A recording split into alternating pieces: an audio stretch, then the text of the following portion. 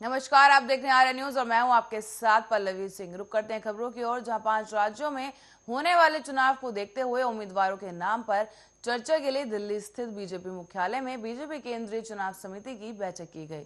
इस बैठक में शामिल होने के लिए गृह मंत्री अमित शाह, बीजेपी के राष्ट्रीय अध्यक्ष जेपी नड्डा, केंद्रीय मंत्री नितिन गडकरी और डॉक्टर जितेंद्र सिंह, बीएल संतोष, राजनाथ सिंह, कैलाश विजयवर्गीय बीजेपी में राष्ट्रीय मुख्यालय में मौजूद रहे।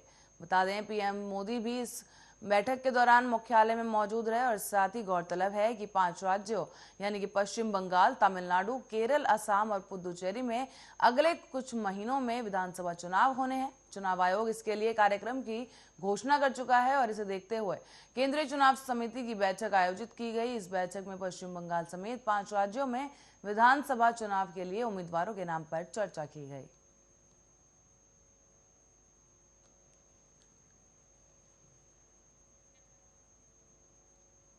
आपको बता दें, लगातार विधानसभा चुनाव को देखते हुए बीजेपी सरकार कमर कस कर तैयारियों में जुट चुकी है। इसके साथ ही उम्मीदवारों को लेकर मंथन किया जा रहा है और इसके साथ ही कोई बड़ा चेहरा इस बार मैदान में उतारने की फिराक में बीजेपी सरकार नजर आ रही है। तो वहीं आपको बता दें, पश्चिम बंगाल का जो विधानसभा चुनाव है, सबकी नजरें उस पर टिकी हुई हैं। जिस तरह से पश्चिम बंगाल में तस्वीरें निकलकर सामने आ रही हैं और आए दिन नए नए खुलासे देखने को मिल रहे हैं, उस बीच ये कहना बड़ा मुश्किल हो जाएगा कि बीजेपी की तरफ से कौन उम्मीदवार जो है मैदान में ममता बनर्जी के सामने खड़ा होगा। आपको बता दें, ममता की तरफ से भी काफी ऐलान किया जा चुका है और साथ ही जल्द ही टीएमसी भी अपने उम्मीदवारों की सूची जो है वो जारी कर देगी। इसके साथ ही बीजेपी अपना कौन सा चेहरा पश्चिम बंगाल में आगे करने वाला है, इसको देखते हुए देश भर की नजर जो है इस वक्त केंद्र सरकार पर जुटी हुई है और साथ ही पश्चिम बंगाल के जो रण है उसके ऊपर लोग देखने को तैयार हैं। और इसके साथ ही विधानसभा चुनाव को देखते हुए पश्चिम बंगाल समेत पुदुचेरी की अगर बात की जाए तो वहां पर भी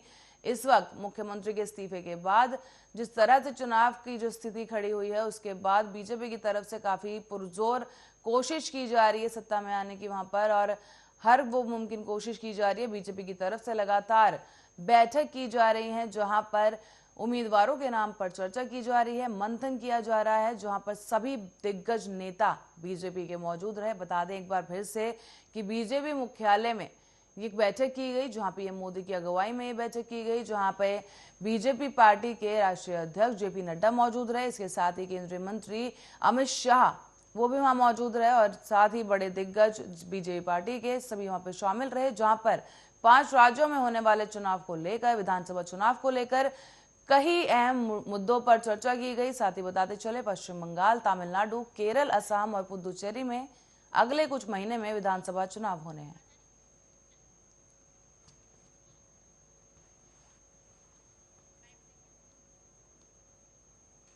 और वहीं रुक करते हैं अगली खबर की ओर, जहां गोरखपुर में ऋण वितरण कार्यक्रम में सीएम योगी आदित्यनाथ ने किसानों का जिक्र करते हुए कहा, हमारी सरकार ने लोगों को ऋण दिलाया है, ऋण से किसानों को मदद मिली है। योगी ने कहा कि अर्थव्यवस्था में परिवर्तन देखने को मिला है।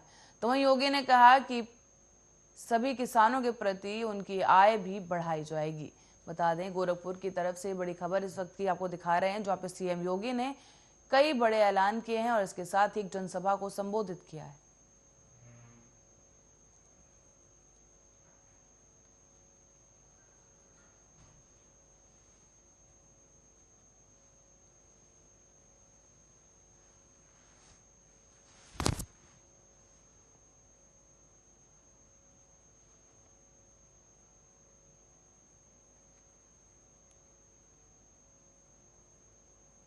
आपको बताते हैं, तस्वीरों में आप देख सकते हैं कि ऐसे जो सीएम योगी हैं एक कार्यक्रम में पहुंचे हैं, जहां पर उन्होंने किसानों को लेकर बात की। उन्होंने किसानों को दिए जाने वाले ऋण को लेकर चर्चा की और साथ ही बताया कि सरकार के द्वारा दिए गए ऋण की वजह से किसानों को काफी मदद मिली है। और इसके साथ ही ऋण से किसानों को मदद मिलने के साथ साथ योगी सरकार ने यह भी कहा कि योगी जी ने कहा कि अर्थव्यवस्था में काफी परिवर्तन भी देखने को मिल रहा है। और इसके साथ ही सीएम योगी ने कहा है कि प्रति व्यक्ति आय भी जल्द ही बढ़ाई जाएगी और बढ़ गई है।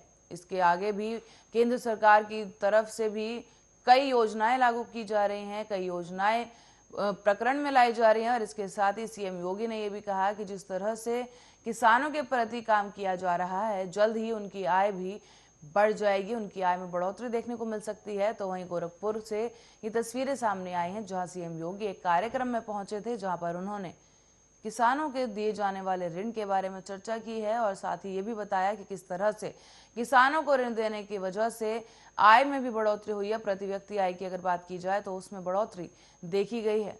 तो वहीं यह ऋण वितरण कार्यक्रम था, जहां पर सीएम योगी मौजूद रहे और उन्होंने एक जनसभा को संबोधित किया।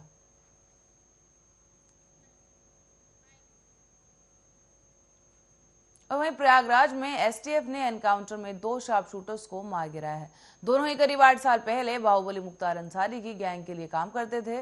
तो वहीं 2013 में दोनों ने अपने साथियों की मदद से बनारस से तत्कालीन डिप्टी जेलर अनिल कुमार त्यागी की हत्या कर दी थी। बताते चले यह हमला मुख्तार अंसारी और माफिया मुन्ना बजरंगी के इशारे पर किया गया था। तो वहीं पुलिस का दावा है कि दोनों को भी प्रयागराज की किसी बड़ी घटना को अंजाम देने वाले थे।